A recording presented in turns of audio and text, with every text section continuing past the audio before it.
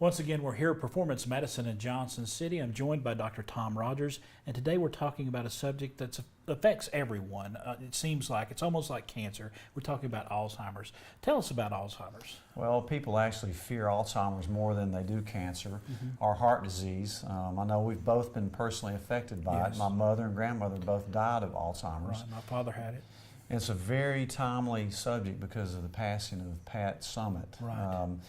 When I was a student at UT in the early and mid-70s, I remember her very clearly coming to recruit some of us guys in the gym to play basketball against her Lady Vols. At that time, they were a small-time program. It was actually her first year.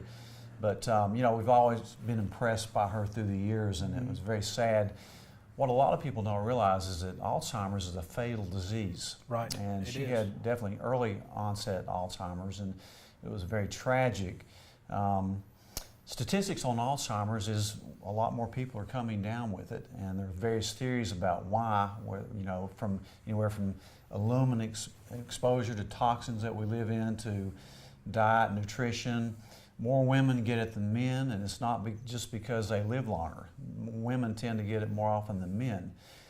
So the question is, what can you do about it to help prevent or at least prolong it? There's no prescription medicines that have been shown to really help your memory with it. Right.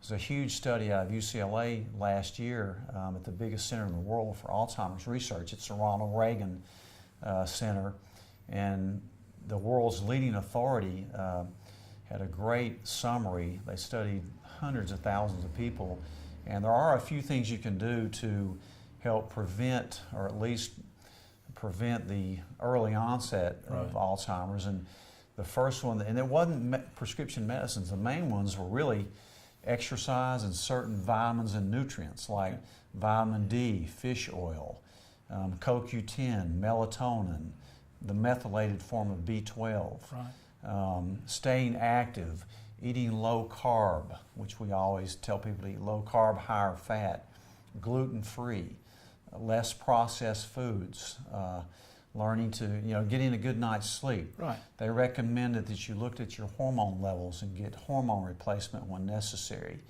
Losing weight. It's a proven fact that if you're overweight, you're more likely to come down with it, or if you are hormone deficient, you're more likely.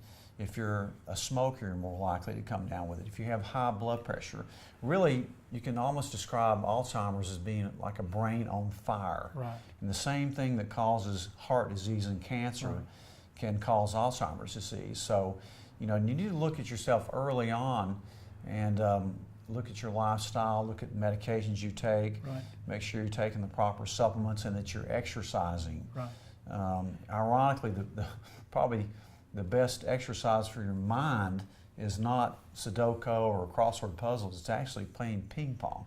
Really? Every conference I go to emphasizes that point, so that's why I have a ping pong table. But it's just really interesting. It's very sad about Pat Summitt. Yes, it is. But it's a timely subject, and it's something that you can't just say, hey, this may happen to it, may not. You need to take active steps when you're young to help prevent it. All right, and some of those active steps you can help them with right here at Performance Medicine. Sure.